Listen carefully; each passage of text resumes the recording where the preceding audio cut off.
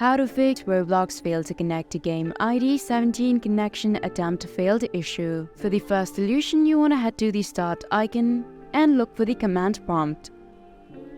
Now the command that you want to type in is ipconfig//DNS. Moving on to the second command, it is net sh-win-sock --reset. Once that is done, you want to exit.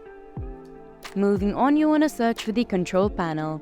On this page, you want to select Network and Internet. Then right at the top, you'll see Network and Sharing Center. Once you get here, on the left side, you see a few options. Go to Change Adapter Settings. You are now in the network connections where you'll see Ethernet. Select that, do a right click and head to Properties. On the Properties tab, you want to go to Internet Protocol version 4. Once you select that, you see the option of Properties. Here you want to switch to use the following DNS server. The preferred DNS server should be 1.1.1.1. For the alternative, it should be 1.0.0.1. Now click on OK to apply the changes.